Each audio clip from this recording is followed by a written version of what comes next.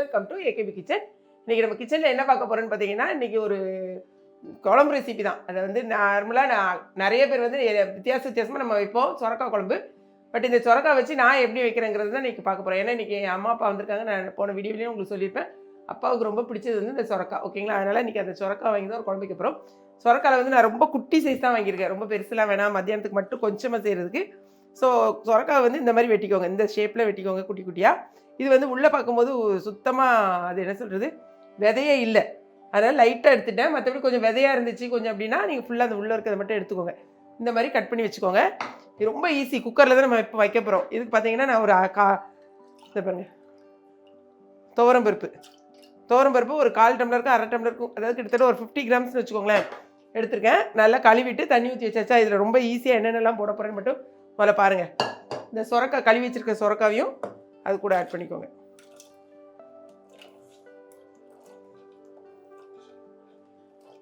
போட்டுட்டு ஒரே ஒரு பல்லாரி கட் பண்ணி வச்சுருக்கேனா, ஒரு பல்லாரி, இவ்வளோ பல்லாரி கூட தேவைப்படாது, கடைசி தாளிக்கிறது கூட வச்சுக்கலாம். அப்புறமா இது கொஞ்சம் ஒரு பெரிய சைஸில் ஒரு தக்காளி தான், நிறைய தக்காளி நீங்கள் போட வேண்டாம். சின்னதாக இருந்தால் 2 போட்டுக்கோங்க, ஓகே? இல்லைன்னா ரொம்ப புளிப்பாயிரும். அந்த மாதிரி புளிப்பு ரொம்ப இருந்தால் நல்லா இருக்காது. பச்சை மிளகா வாசத்துக்காக இந்த மாதிரி பச்சை மிளகாவை 2 போதும். 1 போட்டால் கூட போதும், ஓகே? 2 போட்டுக்கலாம். இதை வந்து ஸ்டவ் ஆன் பண்ணிக்கோங்க. கூடவே மஞ்சத்தூள்,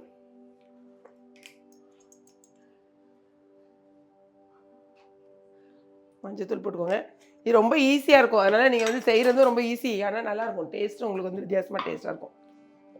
காரத்துக்கு 1 ஸ்பூன் காரம் தனி மிளகாய் தூள் போடுங்க. சின்ன ஸ்பூனுக்கு 1 ஸ்பூன், ஓகே? ஏன்னா பச்சை மிளகாவும் நம்ம போட்டிருக்கோமா, வேணுங்கிற அளவுக்கு காரத்தை மட்டும் நீங்கள் உங்களுக்கு தகுந்த மாதிரி வச்சுக்கோங்க. தனியாத்தூள் இந்த சின்ன ஸ்பூனுக்கு ஒரு 2 ஸ்பூன் போட்டிருக்கேன். அவ்வளோதான். எல்லாத்தையும் போட்டுட்டு இது கொஞ்சம் அப்படி கொதிக்கட்டும். இப்போ அடுத்தது வந்து தேங்காய் வந்து நம்ம போடணும். தேங்காய் வந்து ஒரு 2 துண்டு தேங்காய் எடுத்துக்கலாம்.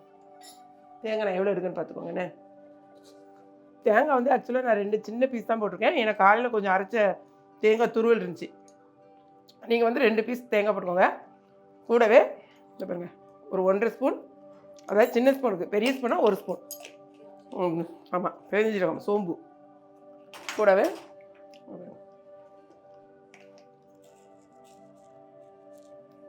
1/2 ஸ்பூன் ஜீரகம் போட்டு இது நல்லா பேஸ்ட்டாக அரைச்சி எடுத்துகிட்டு வந்துடலாம். இப்போ வந்து நம்ம தேங்காய் அரைச்சி எடுத்துகிட்டு வந்தாச்சு, ஓகே? தேங்காய், ஜீரகம், சோம்பு அதையும் இது கூடயே போடலாம்.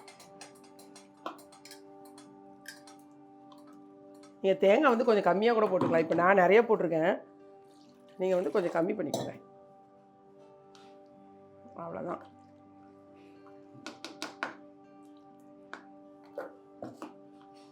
அது நல்லா மிக்ஸியும் கழுவி தண்ணி ஊற்றிக்கோங்க. இப்போ நம்ம வந்து இந்த உப்பு போடலையா, கொஞ்சமாக உப்பு போட்டுக்கலாம். குழம்புக்கு தேவையான அளவுக்கே நான் உப்பு போட்டாச்சு, ஓகே? இது நம்ம பருப்பு போட்டுக்கிறதுனால கொஞ்சம் திக்காயிரும், ஒன்றும் பிரச்சனை இல்லை. இப்போ குக்கரை மூடிட்டு ஒரு விசில் வந்தோடனே குக்கரை மூடிடுங்க. ஒரு விசில் வந்தோடனையும் நான் எப்போவும் சொல்கிற மாதிரி தான் சிம் பண்ணிவிட்டு, ஒரு விசில் சிம் பண்ணிவிட்டு கரெக்டாக 7 மினிட்ஸ் சுவிட்ச் ஆஃப் பண்ணிவிட்டு தாளித்து ஊற்ற போகிறோம். ஆனால் சூப்பராக இருக்கும் இது. நீங்கள் சாதத்துக்கு மட்டும் இல்லை, நீங்கள் வந்து இட்லி தோசைக்கு வச்சா கூட ரொம்ப சூப்பராக இருக்கும். ஸோ இது இருக்கட்டும். இதுக்கு நம்ம சைட் டிஷ்ஷாக என்ன பண்ண போகிறோன்னு பார்த்தீங்கன்னா, அதையும் சைடில் பார்த்துலாம். காலிஃப்ளவர். இந்த காலிஃப்ளவரை வந்து நான் என்ன பண்ணிட்டேன்னா, ஃபஸ்ட்லேயே நல்லா சுடுதண்ணியில் உப்பும் மஞ்சத்தூளும் போட்டு எடுத்து வச்சாச்சு. லைட்டாக இது வந்து நம்ம பொரிச்சு எடுக்க போகிறோம். இதுக்கு சைட் டிஷ்ஷாக நல்லாயிருக்கும். கோவக்காய் ஃப்ரையும் வச்சுருக்கோம். இது கூட இதை வச்சா இன்னும் நல்லாயிருக்கும். பட் என்னென்னா ரொம்ப வேக வச்சுறாங்க. இது வேகிறது கிடையாது. நல்ல சுடுதண்ணியில் மஞ்சத்தூள் உப்பு போட்டு எடுத்துருக்கேன். நல்லா இந்த மாதிரி ட்ரை பண்ணி எடுத்துக்கோங்க. இது கூட என்னென்ன ஆட் பண்ணுறேன்னு பார்க்கலாம். பார்த்துட்டு அப்படியே டக்குன்னு அதையும் பொரிச்சு எடுத்துட்டோன்னா சாப்பாடு ரெடி ஆயிரும். இப்போ வந்து குக்கரில் விசில் வர்றதுக்குள்ளே நம்ம அந்த காலிஃப்ளவரையும் பண்ணிடலாம். காலிஃப்ளவர் வந்து ரொம்ப ஈஸியாக செஞ்சு முடிச்சிடுவேன். இங்கே பாருங்கள், ஸ்பூனுக்கு ரொம்ப போட வேணாம், கொஞ்சமாக இஞ்சி பூண்டு பேஸ்ட் போட்டால் போதும். இல்லைன்னா ரொம்ப அதனுடைய ஃப்ளேவர் வந்து இதாகும். அப்புறமா முதல்ல காரத்துக்கு தேவையான அளவுக்கு காரத்தூள் போட்டுக்கோங்க, சரியா? பெப்பர் தூள் இருந்தால் அது கூட பெப்பர் தூள் கூட கொஞ்சம் ஆட் பண்ணிக்கலாம். காரம் எவ்வளோ தேவைங்கிறத பார்த்துக்கோங்க. நான் இப்போ வந்து ஒரு ஸ்பூன் போட்டிருக்கேன், ஓகே தானே? போதுமா? அப்புறமா கட்டாயமாக இதுக்கு வந்து நம்ம சேர்க்க வேண்டியது கடலை மாவு. கடலை மாவு போட்டுக்கோங்க. உங்களுக்கு இதெல்லாம் வந்து கையளவு தான். இப்போ வந்து மிஞ்சி போனால் ஒரு 2லேருந்து 3 ஸ்பூன் போட்டுப்போம். ஓகே, தேவைன்னா கூட கொஞ்சம் போடலாம், கையில் வச்சுக்கோங்க. இது வந்து பார்த்தீங்கன்னா அரிசி மாவு. ஓகே, அரிசி மாவும் ஒரு ஸ்பூன் போட்டுக்கோங்க முதல்ல. அடுத்தது கார்ன்ஃப்ளவர் மாவு, அதுவும் ஒரு ஸ்பூன். இந்த அளவுக்கு நான் இப்போ போட்டிருக்கேன். தேவைன்னா நம்ம அதை கொஞ்சம் கொஞ்சம் ஆட் பண்ணிக்கலாம். இது வந்து பிகினர்ஸ் கூட ஈஸியாக நீங்கள் வந்து, ஏன்னா ஃபஸ்ட்லேயே நம்ம வந்து உப்பு போட்டு தான் அந்த தண்ணியில் வச்சுருக்கோம். ஸோ கொஞ்சமாக உப்பு போட்டால் போதும். உப்பு கொஞ்சமாக போட்டாச்சு. இப்போ எதுவுமே நீங்கள் தண்ணி ஊற்ற வேண்டியதில்லை, ஏன்னா நம்ம தண்ணியிலேருந்து எடுத்துருக்கோம். லைட்டாக இந்த பாருங்கள், இதே மாதிரியே கிளறுங்க.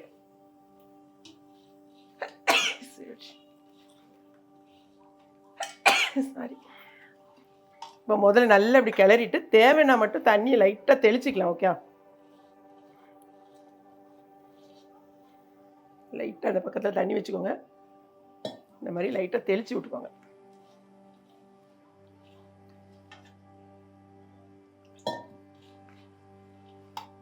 நிறைய ஊற்றிட்டிங்கன்னா அது மசாலா வந்து ரொம்ப இதாயிரும். பார்த்தீங்களா, இப்போவுமே நம்ம கரெக்ட் ஆகிட்டு. இது எல்லாத்துலேயும் நல்லா வந்து ஒட்டிக்கணும், அவ்வளோதான். அப்போ தான் ஃப்ரை பண்ணும்போது அதோட ஒட்டியிருக்கும். இப்போ கீழே இருக்கிறது எல்லாமே ஒட்டிடுச்சா, போதும்.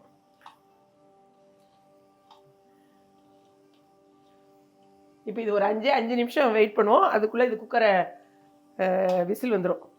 அப்படியே எண்ணெயில் போட்டு எடுத்துட வேண்டியதான். இப்போ வந்து ஒரு 5 மினிட்ஸ் ஆயிடுச்சு. நமக்கு குக்கர்லேயும் 7 மினிட்ஸ் ஆயிடுச்சு. ஸோ குக்கரையும் நம்ம வந்து ஆஃப் பண்ணிடுவோம். ஓகே, இப்போ வந்து ஆஃப் பண்ணிவிட்டு ஸ்டீம் போகிற வரைக்கும் வெயிட் பண்ணலாம். அதுக்கு முன்னால் கடாயில் எண்ணெய் வச்சுட்டேன், அவ்வளோதான்.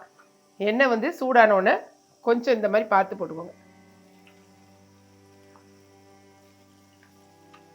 ஆக்சுவலாக பார்த்தீங்கன்னா நான் இன்னைக்கு கொஞ்சம் கதை பேசிகிட்டு இருந்துட்டேன். அதனால் கொஞ்சம் என்னோடய இது வந்து கொஞ்சம் அவிஞ்சிச்சு. இந்த மாதிரி அவியக்கூடாது அப்படின்றதுனால தான் இப்படி உங்களுக்கு இருக்குது. அவியாமல் இருந்துச்சுன்னா கொஞ்சம் பரவாயில்லாமல் கரெக்டாக இருந்திருக்கும்.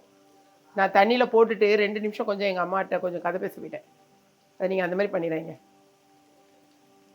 கொஞ்சம் இப்படி போட்டிங்கன்னா நல்லா கிறிஸ்பியாக இருக்கும். உங்களுக்கு இந்த சாதத்துக்கு சைட் டிஷ்ஷாக வச்சு சாப்பிட முடியும். இது ஈவினிங் டிஃபன் எப்படி சொல்கிறது, ஸ்நாக்ஸாமா, ஸ்நாக்ஸாக கூட சாப்பிட்லாம். காஃபிக்கு நாங்கள் இது சைட் டிஷ்ஷாக சாப்பிட போகிறோம் அன்றைக்கி.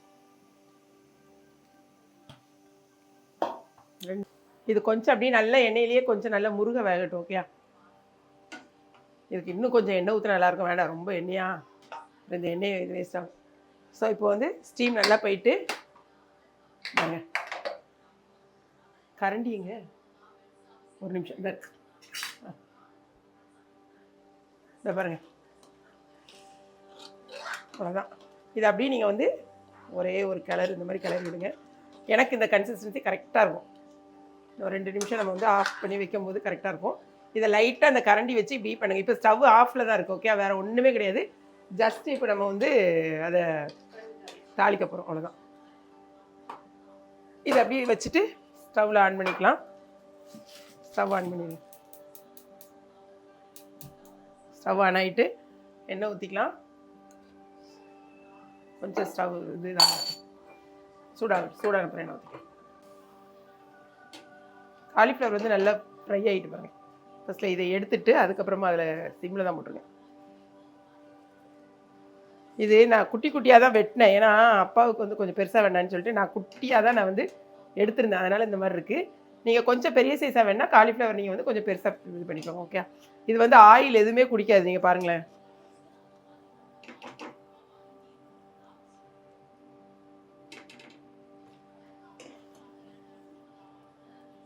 சூப்பராக இருக்கும்.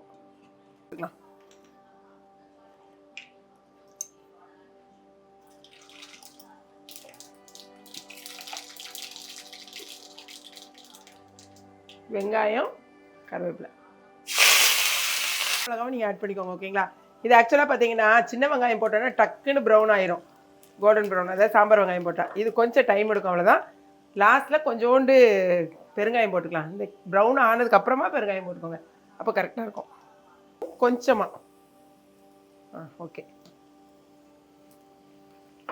ஸ்டவ்வை இப்போ ஆஃப் பண்ணிவிட்டு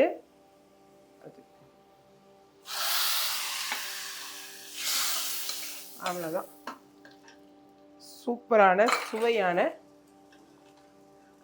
சுரக்காய் குழம்பு இப்போ நமக்கு ரெடி ஆகிடுச்சு. சாப்பிட வேண்டியதான். சைடில் பார்த்தீங்கன்னா நமக்கு செகண்ட் பேட்சும் போட்டாச்சு. இன்னும் கொஞ்ச நேரத்தில் அது ரெடி ஆயிரும், பார்க்கலாம். இப்போ வந்து தேர்ட் பேட்ச் நம்ம போட்டாச்சு. அது வந்து ரெடி ஆகிட்டு இருக்கட்டும். அதுக்குள்ளே நம்மளுடைய பாருங்களேன் எவ்வளோ சூப்பர். இப்படி குட்டி குட்டியாக இருந்தால் நல்லாயிருக்கும் சாப்பிட்றதுக்கு. நல்லா சாஃப்டாக உங்களுக்கு கொஞ்சமாக குழம்பு ஊற்றி சாப்பிடலாம்.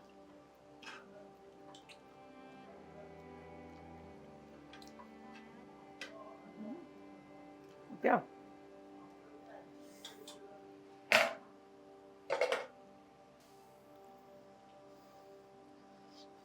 இந்த சாதத்துக்கு இந்த மாதிரி குழம்புலாம் சூடாக செஞ்சு சாப்பிடும்போது ரொம்ப சூப்பராக இருக்கும்.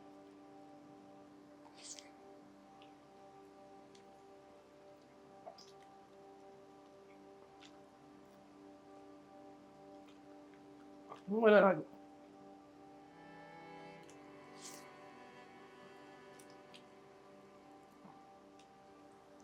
ரொம்பவே சூப்பராக இருக்குது. கட்டாயமாக இந்த காம்பினேஷனில் நீங்கள் ட்ரை பண்ணி பாருங்கள். இந்த வீடியோ பிடிச்சிருக்குன்னு நினைக்கிறேன். பிடிச்சிருந்தா லைக் பண்ணுங்கள். மறக்காமல் கிளாட் ஃபேஷனையும் ஏகே கிச்சனையும் சப்ஸ்கிரைப் பண்ணுங்கள். தேங்க்ஸ் ஃபார் வாட்சிங்.